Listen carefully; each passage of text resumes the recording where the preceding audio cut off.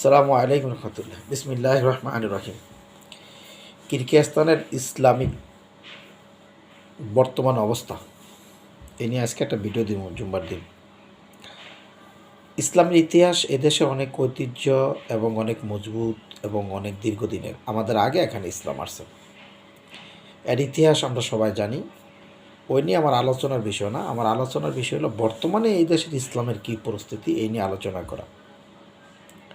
তার আগে একটু 70 বছর আগ থেকে শুরু করি, জাস্ট একটু টাচ দিয়ে। আপনারা জানেন সবাই, এটা সোভিয়েত ইউনিয়নের একটা রাষ্ট্র।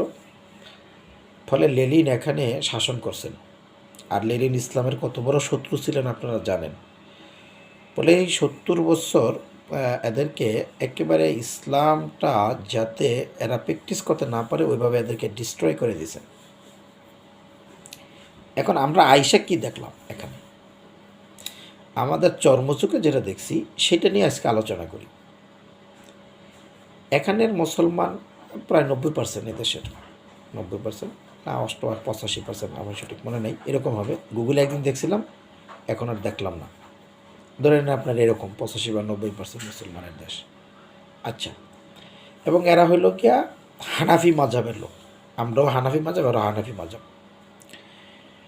এবং এরা যেভাবে নামাজ পড়ে আমরা ঠিক একইভাবে নামাজ পড়ি। আমরা যেভাবে খুতবা দিই এরা এইভাবে খুতবা দেয়। খুতবার আগে এরা এদেশি ভাষায়, কিরগিজ ভাষায় বয়ান করে, এরপরে আরবিতে খুতবা দেয়। খুতবাটা আরবিতে খুব অল্প দেয়। সমস্যা হলো এখানের আলেমরা দাড়ি একেবারে ছোট রাখি না, নাম কস্তে দাড়ি রাখে। পণ্ডিতগুলো যা দেখলাম, প্যান্ট শার্ট পরে এসে নামাজ পড়ায়, পাঞ্জাবি পরে না, আলখাল্লা পোশাক পরে না। আর এরা যেই জিনিসটা করে সেটা হলো, আমি এদের ভিতরে এই মুনাজাত দেয়, এরা নামাজের পরে 3-4 বার মুনাজাত দেয়। এটা হলো ধর্মীয় বিষয়টা, 3-4 বার করে মুনাজাত দেয়। তবে আরেকটা জিনিস ভালো, নামাজের পরে তসবিহ তাহলিল পরে, যেটা বাংলাদেশে কম পড়ে। নামাজের পরে দৌড় দেয়, নামাজের পরে 2-4-5 মিনিট বসে দোয়া দুরুদ করে আল্লাহর কাছে, তারপর বাইরে। এটা খুব ভালো দিক। আচ্ছা, খারাপ দিক বলবো না, এদের সাথে কিছু মিটছি আমি।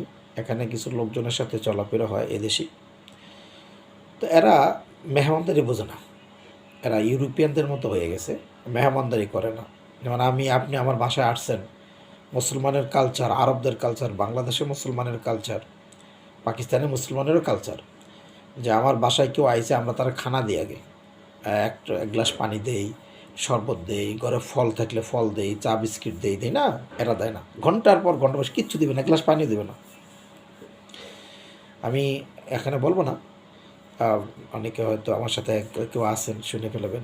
বসে থাকছি একজন অফিসে গিয়ে, তারা দেখা গেছে বাংলাদেশে পড়াশোনা করছেন, ইসলাম নিয়ে পড়াশোনা করছেন, মাদ্রাসায় পড়াশোনা করছেন, বাংলাদেশি কৃষ্টি কালচার দেখছেন, কিন্তু তবুও তাদের ভিতরে এরা আসেই না। এটা তারা কোনো বিষয় মনে করে না।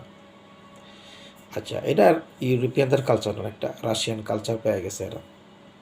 আচ্ছা, 2 হলো, এখানে 90% মুসলমান হওয়া সত্ত্বেও এখানে মদ একদম ওপেন, বার, তারপরে দোকানগুলোতে আপনি মদ পাবেন, অ্যাভেলেবেল মদ আছে। মদ নিষিদ্ধ না এখানে, যে কেউ মদ কিনতে পারে। গ্লোবাসে গেলে আপনি মদের সারির পর সারি মদ দেখবেন। মাশাআল্লাহ, এদিক থেকে বাংলাদেশ আলহামদুলিল্লাহ এখনও অনেক ভালো আছেন। এখানে কোরবানি জিনিসটা করে কিনা জানি না, দেখিই নেই, কোরবানি হয়ই না। এরা কারা করে, কীভাবে করে জানি না। রাস্তাঘাটে কোনো কোরবানির আলামত দেখা যাচ্ছে না, কোথাও দেখা যাচ্ছে না, দেয় না। হজের বিষয়টা তারা এতটা গুরুত্ব দেয় কিনা মুসলমানের ভিতরে, তারা তেমন একটা গুরুত্ব দেয় কিনা জানি না, কম, একেবারে কম। আচ্ছা, সালামের প্রচলন মোটামুটি আছে, আমাদের মতো এরকম নাই। তো এরা কী করে, রহমত বলে। কেউ কাউকে যেমন বিদায় নেওয়ার সময় রহমত, আর বলেন আসসালামু আলাইকুম রহমতুল্লাহ বিদায় নেওয়ার সময়, বা দেখা হইলে তারা কেউ কারোর কাছ থেকে যখন বিদায় নেয় রহমত, এটা বলে। আর মাদ্রাসা সে অর্থে নাই, কিছু মাদ্রাসার দাওয়াতে তাবলিগের মেহনত আছে ভরপুরই দেশে, প্রত্যেকটা মসজিদে তাবলিগের পাঁচ কাজ আছে। সেই হিসেবে যারা তাবলিগ করেন এরা মসজিদ মাদ্রাসা তৈরি করছে। আমার সাথে একটা ছেলে আছে, তো ও বলে যে আমরা তাবলিগের কারণে অনেকটা পরিবর্তন হয়েছি, আমরা খুব হিংস্র, প্রচুর মারামারি করতাম, মদ খায় রাস্তায় লোকজন পড়ে থাকে, পুষবাজারের দিক দেখছি ড্রাং হয়ে পড়ে থাকে এরা।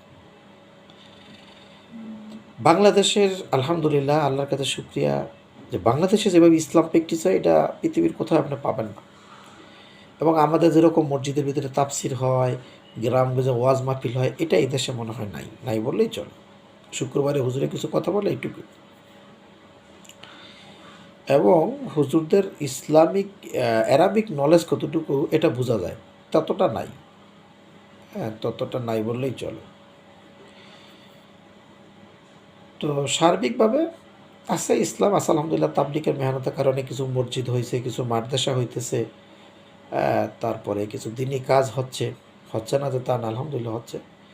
কিন্তু আমাদের মতো না, আমাদের মতো না আলহামদুলিল্লাহ। এদিক থেকে বাংলাদেশকে আল্লাহর কাছে শুক্রিয়া। আমার কাছে খুবই ভালো লাগে। আমার ছেলেমেয়েরা আমি এখানে আনতে 10 বার চিন্তা করতে আসি, কারণ ইসলামের যে কালচারটা, ইসলামিক যে কালচারটা, সেটা শুধু বাংলাদেশেই সম্ভব, অন্য কোথাও সম্ভব না। ছোটোবেলা থেকে যে বাংলাদেশে বর্তমানে আলহামদুলিল্লাহ কমির যেই নুরানি মাদ্রাসাগুলো করছে, খুব সুন্দর। একটা বাচ্চা ছোটোবেলা থেকে সত্যিকার ইসলামের প্র্যাকটিসটা হয়। আমার দেশের জন্য মন থেকে দোয়া, আল্লাহ আমার দেশটাকে হেফাজত করুক, কল্লি আল্লাহর দেশ। এই দেশের ভিতরে ইসলামটা আল্লাহ তালা প্রচার করুক, আরও আগে আসুক। তবলিগের কাজটা আরও আগে আসলে আরও মসজিদ মাদ্রাসা হবে ইনশাআল্লাহ। দেশের ছেলেরা অনেক বাংলাদেশে গিয়ে পড়াশোনা করছেন, পাকিস্তান গিয়ে পড়াশোনা করেন তাবলিগের মেহনতের কারণে। আল্লাহ এই দেশটাকে কবুল করুক ইসলামের জন্য, আল্লাহর দিনের জন্য দোয়া করি। অনেক ইসলাম থেকে এরা পিছিয়ে আছে, ইউরোপিয়ান কালচারটা এদের ভিতরে ঢুকে গেছে। আসসালামু আলাইকুম।